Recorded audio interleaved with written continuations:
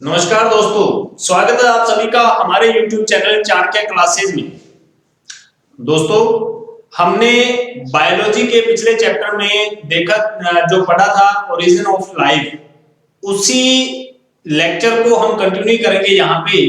तो थोड़ी सी बात हमने जो लास्ट में समझी थी, अंत में समझी थी, जो थी वास्तव में जीवों के वर्गीकरण के बारे में, कि जीवों का वर्गीकरण 5 जगतों में कर दिया गया। पहला जगत था मोनेरा, दूसरा जगत जो था प्रोटिस्टा, तीसरा कवक, पादप और जंतु जगत।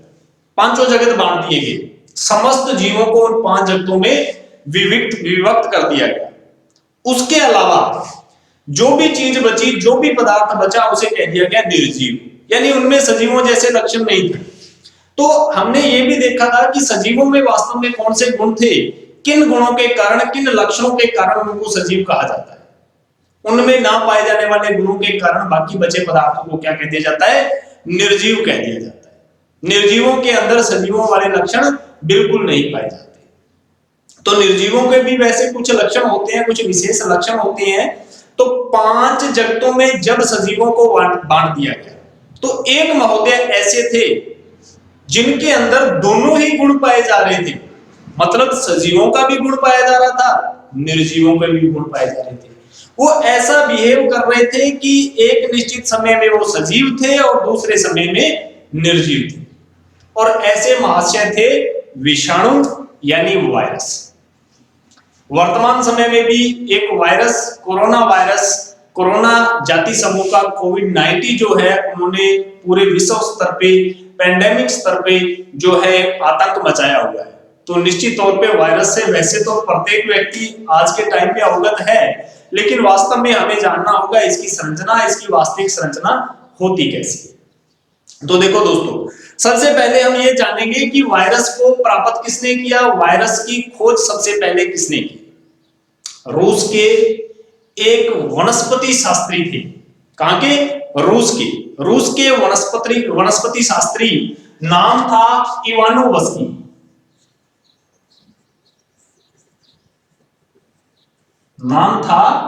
इवानोवस्की। अच्छा, विषाणु की खोज कैसे की? वास्तव में तंबाकू की जो खेती थी, उसमें एक विशेष रोग के कारण तंबाकू की फसल जो है वो बर्बाद हो गई थी।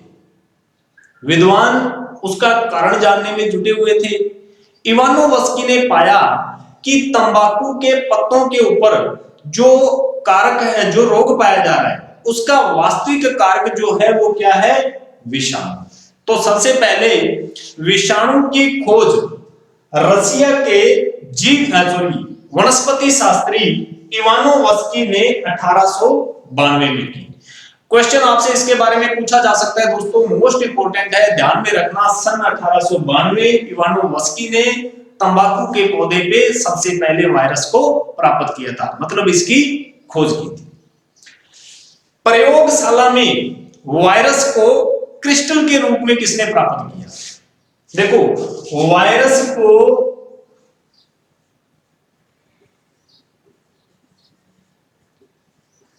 क्रिस्टलीय रूप में किसने प्राप्त किया? ये विद्वान थे W.M. स्टेनले ने वायरस को क्रिस्टलीय रूप में प्राप्त किया। क्रिस्टल का रूप हम सिंपल और सामान्य सी भाषा में ये समझ सकते हैं, कणों के रूप में। तो सबसे पहले क्रिस्टल के रूप में किसने प्राप्त किया? W.M. स्टेनले। खोज करने वाले कौन थे? इवानोवस्की। विद्वानों ने पाया कि वायरस एक ऐसी चीज है जो किसी समय में सजीव जैसा व्यवहार कर रही है और किसी समय में निर्जीव जैसा व्यवहार कर रही है। उन्होंने देखा कि इसमें सजीव के भी गुण पाए जा रहे हैं और निर्जीव के भी गुण। सजीव के गुण ये तब दर्शाता है जब ये किसी पोषी कोशिका के अंदर होता है, यानी जब किसी पोषी कोशिका के भीतर ये प्रवेश कर जाता है तो इसके गुण सजीव जैसे प्रतीत होते हैं। अन्यथा जब ये पोषी कोशिका से बाहर होता है तब इसके गुण जो है वो निर्जीव जैसे होते हैं।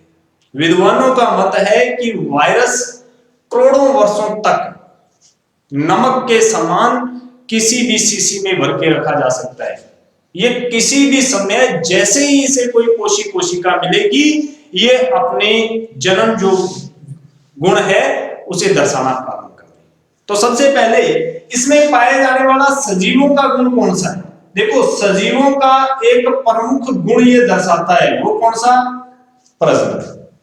मतलब ये अपने ही जैसे वायरस को पैदा करता है और अपने वंश को लगातार बना के रखता है। ये गुण किसी निर्जीव का नहीं है, ये सजीव का गुण है। हमने पीछे इस पे चर्चा की थी। तो निश्चित तौर पे सजीवों का गुण दर्शा रहा है ये कौन सा? प्रजनन। इसके अलावा ये निर्जीवों के कौन से गुण दर्शा रहा है? निर्जीवों का गुण एक तो ये क्रिस्टल के रूप में प्राप्त है, दूसरा इसमें जीव द्रव्य मौजूद नहीं है। सजीवों में जीव द्रव्य मौजूद होता है, तो निर्जीव की भांति निर्जीव में जीव द्रव्य मौजूद नहीं होता, निर्जीव की ही भांति इसमें जीव द्रव्य मौजूद नहीं। निर्जीव जो है ये श्वसन, उत्सर्जन इत्यादि क्रियाएं नहीं करते, तो वायरस भी श्वसन, उत्सर्जन जैसी क्रियाएं नहीं कर रहा। तो इसमें निर्जीव के गुण भी हैं और सजीव के गुण भी मौजूद हैं। इसीलिए वायरस को कहा जाता है सजीव व निर्जीव के मध्य की कड़ी। इंपॉर्टेंट बात है दोस्तों, अच्छे तरीके से याद रखना, कंपटीशन में पूछा जा सकता है कि सजीव और निर्जीव के बीच की कड़ी किसे कहा जाता है। तो हम किसे कहेंगे? वायरस को सजीव और निर्जीव के बीच की कड़ी कहा जाता है। मतलब कि अगर ये किसी कोशिका से बाहर है तो ये निर्जीव के गुण दर्शा रहा है, और जैसे ही इसे कोई कोशिका मिलती है ये सजीवों के गुण दर्शाने लग जाता है। इसीलिए वायरस को कहा जाता है सजीव और निर्जीव के बीच की कड़ी। खोज करने वाले थे रशिया के वनस्पति शास्त्री, नाम था इवानोवस्की। 1892 में इन्होंने खोज की, प्रयोगशाला में प्राप्त किया इन्हें वायरस को क्रिस्टल के रूप में। किसने? WM स्टेन। चलिए दोस्तों बढ़ते हैं वायरस से संबंधित आगे कुछ तथ्यों।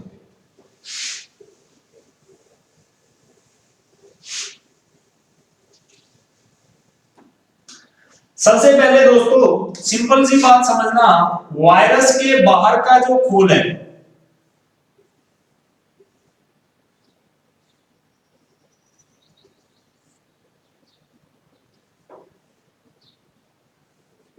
हम वायरस की संरचना कुछ यूं बना सकते हैं। वायरस अकोशिकीय होता है, मतलब इसमें कोशिकीय संरचना नहीं पाई जाती। ये एक निर्जीवों का गुण दर्शाता है इसी का। दूसरा, ये अति सूक्ष्म होता है। तीसरा, ये एक न्यूक्लियो प्रोटीन कण है। न्यूक्लियो प्रोटीन कण है। अब इस न्यूक्लियो प्रोटीन कण को थोड़ा ध्यान से समझना। हमने ओरिजिन ऑफ लाइफ में इसके बारे में चर्चा की थी कि न्यूक्लिक अम्ल और प्रोटीन ने मिलकर जिस पदार्थ न्यूक्लियो प्रोटीन का निर्माण किया, ये वो पदार्थ था जो स्वयं की जीरोक्स बना सकता था, मतलब स्वयं का गुणन कर सकता था। अपनी जाति, अपने वंश को बढ़ावा देने के लिए ये खुद की प्रतिलिपियां तैयार कर सकता था। स्वद्विगुणन, सेल्फ डुप्लीकेशन की क्रिया करने में सक्षम है। तो देखो दोस्तों, वायरस के अंदर भी न्यूक्लियो प्रोटीन पाया जाता है, मतलब न्यूक्लिक अम्ल और प्रोटीन पाया जाता है। तो वायरस का जो बाहरी कड़ा खोल होता है, बाहर वाला भाग, कड़ा खोल, ये वास्तव में निर्मित होता है प्रोटीन से। किससे निर्मित होता है? प्रोटीन से। वायरस के अंदर भरा रहता है एक आनुवंशिक पदार्थ जो किस रूप में? न्यूक्लिक अम्ल के रूप में होता है। किसके रूप में होता है? न्यूक्लिक अम्ल के रूप में होता है। इसीलिए ये न्यूक्लिक अम्ल और प्रोटीन का मिश्रित हिस्सा होने के कारण इसे क्या कहा जाता है? न्यूक्लियो प्रोटीन कण कहा जा सकता है। ये अपना गुणन किस कारण कर पाता है? वायरस अपने अंदर पाए जाने वाले आनुवंशिक पदार्थ यानी न्यूक्लिक अम्ल के कारण गुणन में सक्षम। अब देखिए दोस्तों, वायरस का जो बाहरी कड़ा खोल है 94% हिस्सा होता है वायरस का, और वास्तव में किससे बना होता है? प्रोटीन से बना होता है। बीच में जो अनुवांशिक पदार्थ पाया जा रहा है न्यूक्लिक अम्ल के रूप में, वो हिस्सा कितने प्रतिशत होता है? 6% होता है। पूरा का पूरा वायरस कण जो है इसे कह दिया जाता है विरियोन। वायरस के पूरे कण को क्या कहा जाता है? विरियोन कहा जाता है। वायरस के बाहर जो कड़ा प्रोटीन का खोल पाया जाता है, जो कितने प्रतिशत हिस्सा होता है? 94% हिस्सा होता है।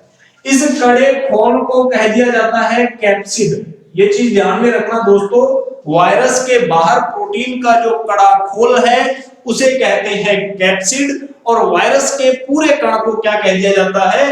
विरियोन कह दिया जाता है। वायरस संक्रामक होते हैं, रोग पैदा करते हैं, हम चर्चा करेंगे इनके बारे में भी।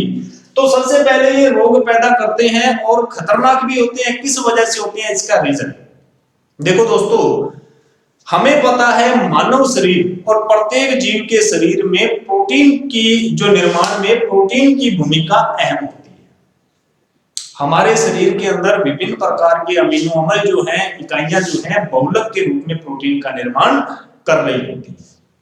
तो दोस्तों हमारे शरीर में हम प्रोटीन बाहर से भी प्राप्त करते हैं निश्चित तौर पे। जब तक ऐसा प्रोटीन जो शरीर के प्रोटीन से मिलता जुलता है, वो प्रोटीन हमारे शरीर में प्रवेश कर रहा है, तब तक वो हमारे शरीर के लिए हानिकारक नहीं होता, और हमारे शरीर का जो प्रतिरक्षा तंत्र है, प्रतिरक्षी जो तंत्र है यानी इम्यून सिस्टम है, वो उसे किसी भी तरह से नष्ट करने का प्रयास नहीं करता। लेकिन जैसे ही कोई ऐसा प्रोटीन जो हमारे शरीर से भिन्न है वो हमारे शरीर के अंदर प्रवेश कर जाए, तो हमारा प्रतिरक्षी तंत्र तुरंत एक्टिव होता है और उसके खिलाफ एंटीबॉडीज का निर्माण करने लगता है, और एंटीबॉडीज ही उसे खत्म करती है। तो दोस्तों वायरस हमारे लिए खतरनाक इसलिए होता है क्योंकि इसका बाहरी कड़ा खोल जो है वो किससे निर्मित है? प्रोटीन से निर्मित है। अगर ये कड़ा खोल हमारे शरीर के किसी प्रोटीन से मैच कर रहा है, तो इसका मतलब है कि जब वायरस हमारे शरीर में प्रवेश करेगा तो हमारा इम्यून सिस्टम इसे पहचान नहीं पाता कि ये हमारे लिए खतरनाक है। ये पोषी कोशिकाओं में प्रवेश कर जाता है, और जब ये वहां पे संक्रमण पैदा करता है और खुद का गुणन करने लगता है स्वयं, यानी सेल्फ डुप्लीकेशन के माध्यम से ये प्रजनन की क्रिया पूरी करने लगता है, तब तक बहुत देर हो चुकी होती है। यानी हमारा प्रतिरक्षी तंत्र जब तक एक्टिव हो पाता है तब तक बहुत देर हो चुकी होती है, और हम इसके गंभीर परिणाम भुगत रहे होते हैं। तो दोस्तों क्योंकि वायरस प्रोटीन और न्यूक्लिक अम्ल का बना होता है, इसीलिए वायरस को कहा जाता है न्यूक्लियोप्रोटीन कण। परपोषी प्रकृति के आधार पर वायरस पाए जाते हैं 3 प्रकार के, ध्यान से समझना कौन कौन से। एक वायरस होता है पादप वायरस।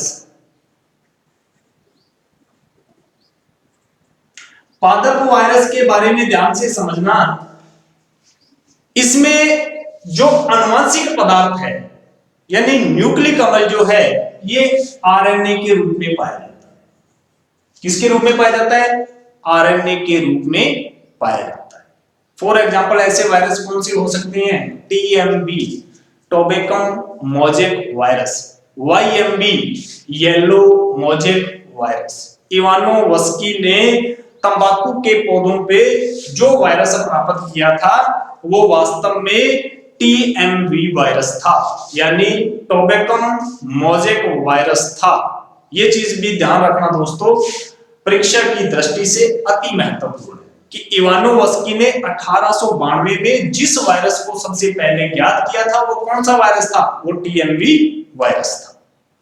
तो पादप वायरस जो होते हैं इनमें आनुवंशिक पदार्थ सदैव क्या होता है? आरएनए होता है। इसके अलावा दूसरे जो वायरस पाए जाते हैं वो होते हैं जंतु वायरस या जंतु विषाणु। इनमें आनुवंशिक पदार्थ डीएनए पाया जाता है, परंतु कभी कभी इनमें आनुवंशिक पदार्थ के रूप में आरएनए भी पाया जाता है। ये चीज ध्यान में रखना। जंतु वायरस में केवल पादप वायरस में केवल आरएनए, और जंतु वायरस के अंदर जो आनुवंशिक पदार्थ है ये या तो डीएनए होगा और कभी कभी ये आरएनए के रूप में भी पाया जाता है। परपोषी प्रकृति के आधार पर एक तीसरे प्रकार का वायरस पाया जाता है जिसे हम कहते हैं जीवाणु भोजी। क्या कह देते हैं? जीवाणु भोजी। जीवाणु भोजी के अंदर जो आनुवंशिक पदार्थ पाया जाता है वो सदैव डीएनए पाया जाता है। क्या पाया जाता है? डीएनए पाया जाता है। इसके अलावा एक चीज अहम और खास है, वो खास तौर पे ध्यान देना कि पाए जाने वाले लगभग जो जंतु वायरस हैं वे सदैव गोल होते हैं। कैसे होते हैं? गोल होते हैं। संरचना में, आकार में ये सदैव कैसे होते हैं? गोल होते हैं।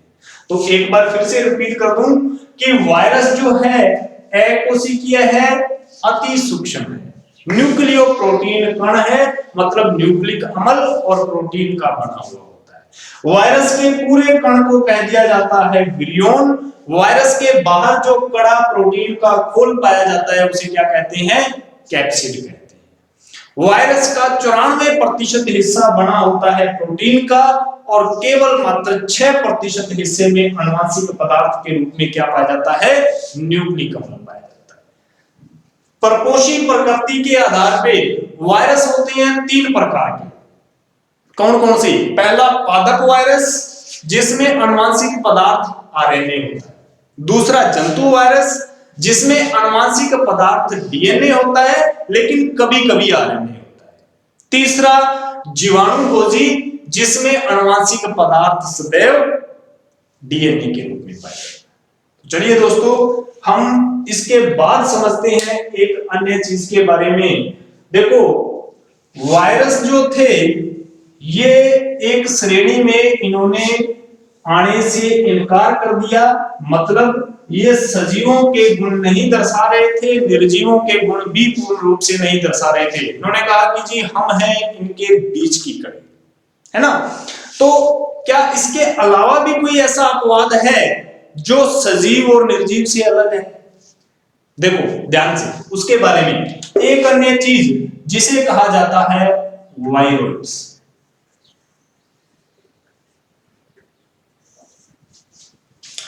वायरोइड्स जो हैं इनकी खोज करने वाले विद्वान थे डियनर व रेमर। सन 1967 डियनर व रेमर ने किसकी खोज की? वायरोइड्स की खोज की। अब देखो दोस्तों, वायरोइड वास्तव में है क्या? हमने ये देखा कि वायरस जो हैं ये निर्मित होते हैं प्रोटीन से, और प्रोटीन के साथ न्यूक्लिक अम्ल से। न्यूक्लिक अम्ल जो आनुवंशिक पदार्थ है ये वास्तव में या तो आरएनए होता है या डीएनए होता है ना। अब देखो, ये जो वायरोइड्स थे विद्वानों ने पाया, खास तौर पे डियनर और रेमर ने जब इनकी पहचान की तो इन्होंने कहा कि ये भी जो है ये संक्रामक कारक हैं, मतलब संक्रमित सजीवों को कर रहे हैं, है ना। लेकिन उन्होंने पाया कि वायरोइड की संरचना में वायरस की तरह प्रोटीन के खंड मौजूद नहीं है। मतलब वायरोइड के अंदर केवल और केवल न्यूक्लिक अम्ल मौजूद है।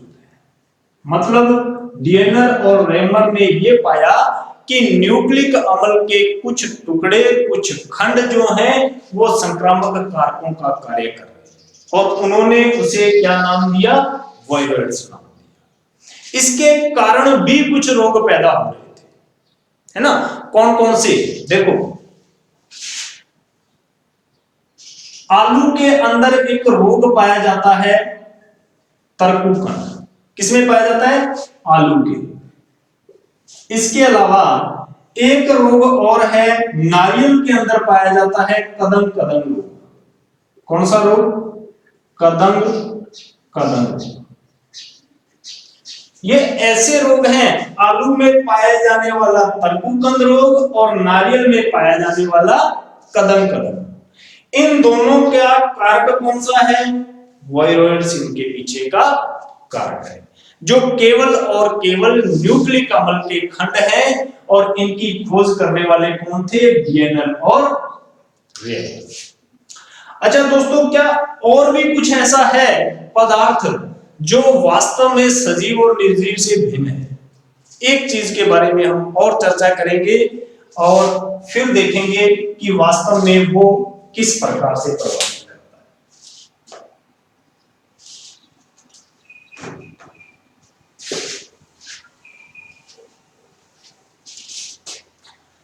देखिए दोस्तों, ये तीसरी जो वस्तु है इसे कहा जाता है पिरियॉन। क्या कह दिया जाता है? पिरियॉन। पिरियॉन की खोज करने वाले कौन थे? देखो, पिरियॉन की खोज करने वाले थे स्टैनले ट्रूसिनर। किसने खोज की? स्टैनले ट्रूसिनर ने पिरियॉन की खोज की, और इनकी खोज के लिए स्टैनले ट्रूसिनर को नोबेल मिला था। कब मिला?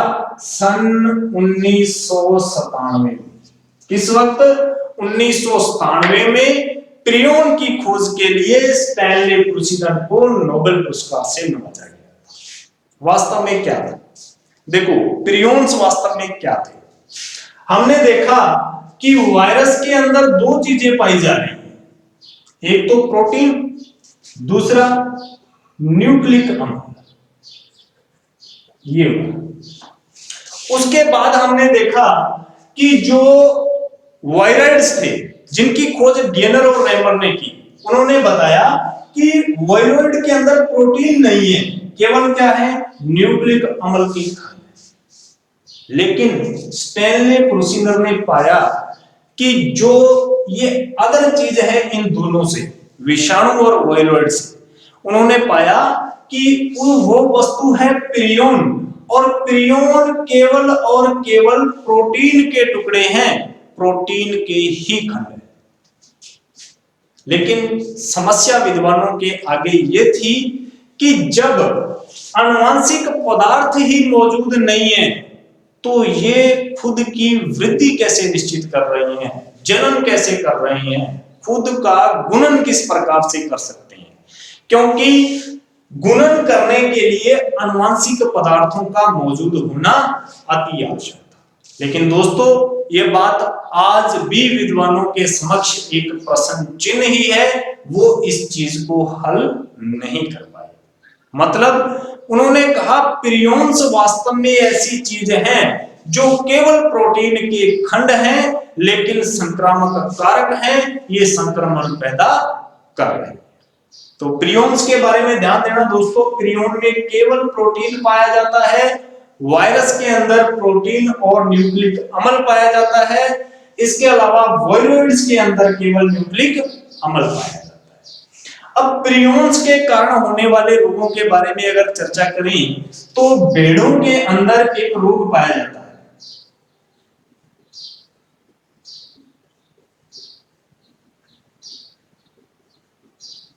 कौन सा? स्क्रैपी रोग। कौन सा रोग? स्क्रैपी रोग भेड़ों के अंदर पाया जाता है, जिसमें भेड़ें जो हैं ये विचलित होकर अपने शरीर को किसी आधार से रगड़ती हैं। ये स्क्रैपी रोग वास्तव में किसके कारण पाया जाता है? पिरियॉन्स के कारण पाया जाता है। तो दोस्तों, इसके अलावा पिछले वर्षों में ब्रिटेन के अंदर गायों के पगलाने का कारण भी पिरियॉन्स को ही बताया गया था, है ना? तो ये चीज ध्यान में रखना, पिरियॉन्स जो हैं ये भी वास्तव में संक्रामक कारक हैं, केवल प्रोटीन के खंड हैं, लेकिन प्रोटीन अपना द्विगुणन किस प्रकार कर रहा है, ये एक प्रश्न चिन्ह है। तो दोस्तों, हम फिर से चलते हैं वायरस के टॉपिक पे। वायरस के टॉपिक के बारे में हमने ये समझा था कि वायरस जो है संक्रामक कारक है, संक्रमित भी करते हैं, रोग पैदा करने के कारक होते हैं, प्रोटीन से बने होते हैं, न्यूक्लिक अम्ल से बने हुए। लेकिन क्या वायरस हमारे लिए लाभदायक हो सकते हैं? वायरस का नाम सामने आते ही भयानक भयानक रोगों की याद आने लगती है, लेकिन क्या वायरस वास्तव में फायदेमंद हो सकते हैं? हम देखते हैं कैसे। वायरस फायदेमंद हो सकता है कैसे? साइनोफेज और बैक्टीरियोफेज विषाणुओं के बारे में बातें करें, इनके बारे में जानें। साइनोफेज एक ऐसा विषाणु है जो नील हरित शैवालों में रोग पैदा करता है। ब्लू ग्रीन एल्गी नील हरित शैवालों में रोग पैदा करता है। कौन सा? साइनोफेज, है ना। तो विभिन्न स्थानों पे अवांछित जो नील हरित शैवाल हैं, ब्लू ग्रीन एल्गी हैं, उनको हटाने के लिए साइनोफेज का प्रयोग किया जा सकता है ना, लाभदायक। चलिए आगे देखें, बैक्टीरियोफेज। दूषित जल में से जीवाणुओं को खत्म करने का कार्य करता है कौन सा? बैक्टीरियोफेज। यानी जल के अंदर मौजूद जो जीवाणु हैं उनको खत्म करके जल को साफ करने का कार्य करता है बैक्टीरियोफेज। बैक्टीरियोफेज के बारे में जानना अति आवश्यक है। हमें पता है गंगा नदी का पानी अति निर्मल है और कहा जाता है बहुत पवित्र है। कहते हैं गंगा का पानी वर्षों तक नहीं सड़ता, वो जैसा है वैसा ही पड़ा रहता है। रीजन क्या होता है? गंगा के पानी में बैक्टीरियोफेज पाए जाते हैं। विद्वानों ने ये पता लगाया है कि गंगा के पानी में बैक्टीरियोफेज मौजूद है, जिसके कारण पानी सड़ने से बच जाता है। गंगा के पानी में बैक्टीरियोफेज अपमार्जक का कार्य कर रहा है, पानी को शुद्ध करने का कार्य कर रहा है। तो ये कारण है बैक्टीरियोफेज, जिसके प्रयोग से हम जल को सड़ने से बचा सकते हैं। तो हमने देखा दोस्तों कि वायरस के हानिकारक पक्ष और इसके अलावा वायरस के लाभदायक पक्ष। वायरस के साथ साथ हमने जाना वायरॉइड्स के बारे में और विरियॉन्स के बारे में। आशा करता हूं आप सभी को मेरी आज की क्लास पसंद आई होगी। अगर आपको मेरी आज की क्लास पसंद आई तो प्लीज क्लास को लाइक करें और शेयर करें। दोस्तों, शेयर करना किसी कीमत पर ना हो। आप सभी का सहयोग मेरे लिए अति आवश्यक है, तो प्लीज अपने सहयोग को मेरे साथ बनाए रखें। धन्यवाद दोस्तों।